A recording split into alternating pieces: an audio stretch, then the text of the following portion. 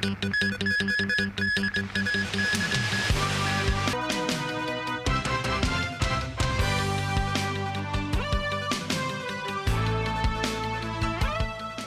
evening and thank you for joining us. CLP Power and Hong Kong Electric will lower their net electricity charges by 7.4% and 16% respectively next year because of lower fuel costs. This marks the first time in 7 years both power companies reduced their net tariffs despite rises in the basic tariff rates. Thanks to steeper declines in fuel prices, a reduction in the net electricity tariffs is on the way starting January next year. CLP Power will adjust the basic charge upward by 3.1%, while Hong Kong Electric will raise it by 4.4% next year.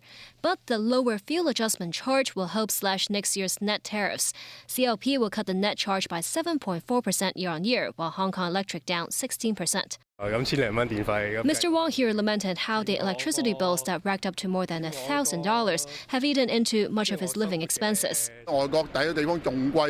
Mr. Chan meanwhile said the electricity charges in Hong Kong are lower than countries such as the UK. Ms. Lee, the manager of this lighting shop, said electricity costs set them back $40,000 every month. She hopes the power companies could further reduce the rates to ease their burdens. The government said when scrutinizing the 5-year development blueprints from the power companies, the administration will only greenlight necessary local capital investment proposals because of plans to import more clean energy from the mainland. We plan to import more clean energy in the future, and therefore the government would contain the local generation investment by the two power companies. After careful deliberations, the total capital expenditure for the new development plans are both lower. The government also reached a consensus with the power companies on the interim review over the scheme of control agreements. Among the new measures proposed is a special rebate mechanism during energy crises. That's when surges in fuel costs lead to more than 10 or 20% increases in overall electricity bills compared with the charge in January that same year. Special rebates will then be offered to households in need. In the event of an extensive power outage, a new reward penalty mechanism will be in place. Stepped up transparency, too, to disclose relevant information to the public. The government expects these new measures will take effect early next year. Taikonaut Chen Dong from the Shenzhou 14 mission said he hopes to see a Hong Kong or Macau payload specialist working in the mainland space station soon. Chen's comment came as a delegation including manned space taikonauts began a 4-day trip to the city. Mo Sinai reports. The city's airport was buzzing with excitement on Tuesday as a delegation including mainland taikonauts began a 4-day visit to the SAR. Liu Bomin, who was involved in the Shenzhou 12 mission, Wang Yangping from the Shenzhou 13 mission, Chen Dong from Shenzhou 14, and Zhang Lu from Shenzhou 15 have traveled to the city.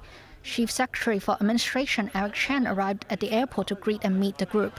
At the Rifle Hall, meanwhile, a group of primary school students holding flags awaited the taikonauts. Some expressed their excitement about seeing the 4 space crew members. This girl said she wanted to meet Chen Dong because he had planted plants in space. Speaking to the press, Chen Dong said the taikonauts would like to see a Hong Kong or Macau payload specialist on board a mainland station in the near future. Meeting a taikonaut may be a once-in-a-lifetime opportunity for many Hong Kongers. In Tsuen Wan, a long queue could be seen outside the Home Affairs Inquiry Centre, where people flocked to obtain free tickets for a variety show at the Hong Kong Coliseum, which is set to take place on Wednesday as a welcoming event for the space delegation. Demand for tickets was also high in Wan Chai. This man said he must seize the chance to watch the show because the achievements of the mainland taikonauts are outstanding. Among the 4 taikonauts, 3 have visited the city before. Ms. 9, TVB News. In the U.S., a man pleaded not guilty to attempted murder in connection with a weekend shooting of 3 college students of Palestinian descent in Vermont. That attack is being investigated as a possible hate crime. More from NBC News. 48-year-old Jason Eaton pleaded not guilty today to attempted murder, accused of shooting 3 U.S. college students, all Palestinians, in Burlington, Vermont, visiting family for Thanksgiving. This horrific, unprovoked attack was a tragic violation of the values and character of this welcoming, inclusive community. The family says Tahsin Ali Ahmed, Hisham Awartani, and Kenan Abdelhamid were out for a walk, chatting in Arabic and English. Two of them were wearing keffiyehs, traditional Arab scarves. According to the affidavit, Abdelhamid told police a man in a hoodie walked toward them and pulled out a pistol and started firing without saying a word. All three were shot. They're all stable, but Hisham the prognosis is that it's very likely that he won't be able to walk again. Hisham's parents spoke with NBC News' Aaron McLaughlin today at their home in the West Bank city of Ramallah. It was a vicious crime, and it will change my son's life. Forever. Forever. There's no reason that he should have been targeted in this way, because it was a targeted crime, without a doubt. Authorities have not charged Eaton with a hate crime, but police say they are still investigating. I do want to be clear that there is no question this was a hateful act. It comes during a nationwide spike in both Islamophobic and anti-Semitic incidents. All of us have also seen a sharp increase in the volume and frequency of threats against Jewish, Muslim, and Arab communities across our countries. The war overseas fueling protests and hate nationwide. We need to preach that all hate against Jews, against Muslims, anti-Semitism, Islamophobia, these are ills in our country and they undermine our democratic values. Do you think that is a message we're hearing from leaders in this country? There's some lip service being paid to this, Stephanie, but it's not backed by really sincere efforts. Palestinian-American Amani Jamal is the Dean of International Affairs at Princeton. She went to the same high school in the West Bank as the three young men. These students are me 30 years ago. And our dream was to come to the United States to get an education so that we could live a life of dignity and freedom. Hisham Awartani's father wanted him to stay in the U.S. for the holidays because he thought it would be safer than Ramallah. Tonight, he hopes his son will be able to walk again.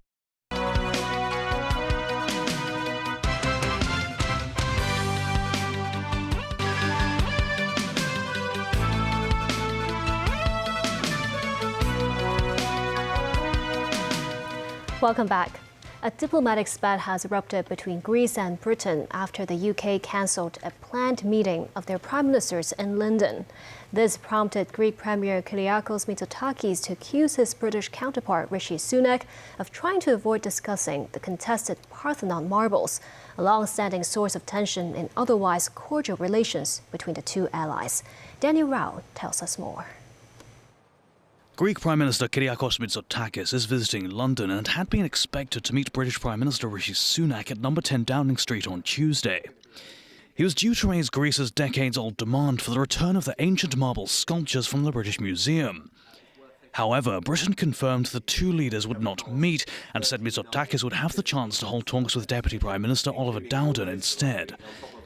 In a statement that notably failed to mention the disputed sculptures, Sunak's office heralded London-Athens ties, which encompass working together to tackle shared challenges like illegal migration and the war in Ukraine.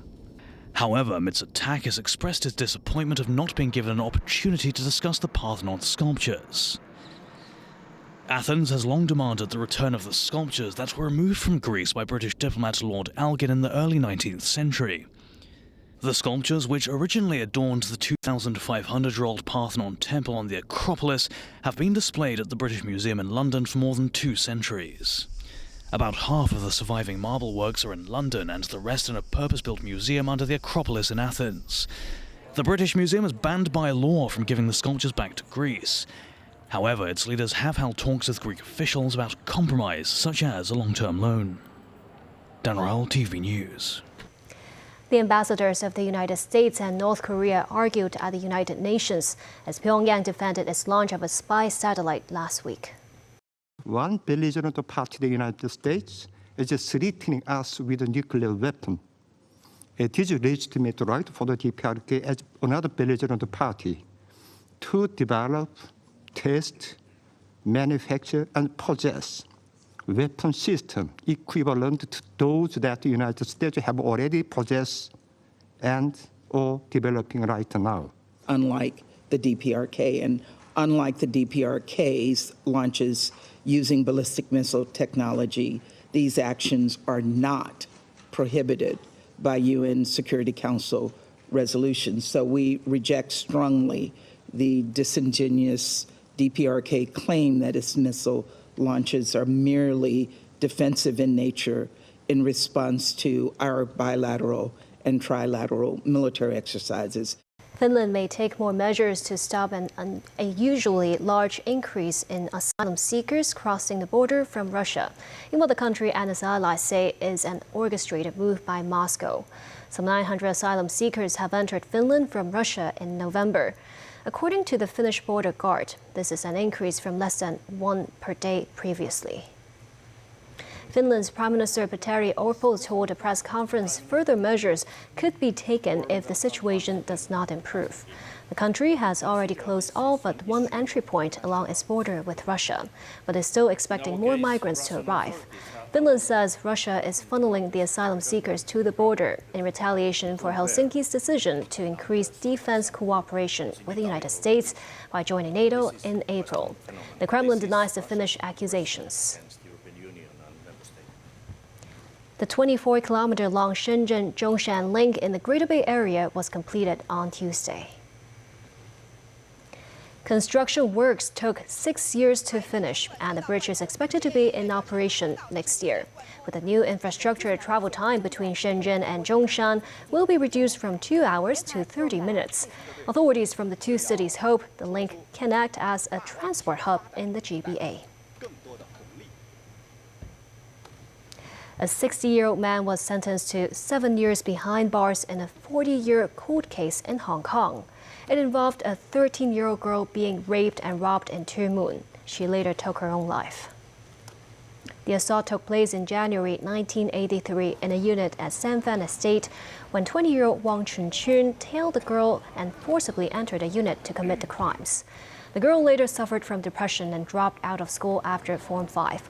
She was admitted to Castle Peak Hospital multiple times. She committed suicide in April 1999, the same day she was discharged from the psychiatric facility for one last time. She was 29. The case was brought to a closure after 4 decades, thanks to the later developed fingerprint matching technology that police used to identify the assailant in 2018. But he still couldn't be located at the time. The suspect was only arrested in 2021 by a patrolling officer during an identity check in Chun Wan. The judge said the severe trauma inflicted on the young victim is one of the aggravating factors in sentencing. While the defendant had planned a robbery but not rape, with his guilty plea, the judge eventually reduced the prison sentence to 7 years. Chief Executive John Lee said multiple activities and concessions will be available on December 9th. The promotions are to increase public awareness of the district council election the following day. Among the events, 2 daytime activities will be held at the Kwun Tong and Wan Chai harbourfronts. There will be free admission to leisure venues such as museums. Speaking ahead of his Executive Council meeting, the CE said the activities and promotions are to increase a higher polling turnout. And after a 4-year hiatus, the Lunar New Year fireworks display is set to return to the city on February 11th next year. That day will mark the 2nd day of the Lunar New Year. The Leisure and Cultural Services Department is inviting organizations wishing to sponsor the event to submit applications on or before December 7th. The last time the pyrotechnic spectacle illuminated the night skies of Hong Kong during the Chinese New Year holiday was back in 2019. The event was called off for the following years because of social unrest and the COVID pandemic. And that's the news. Thank you for watching.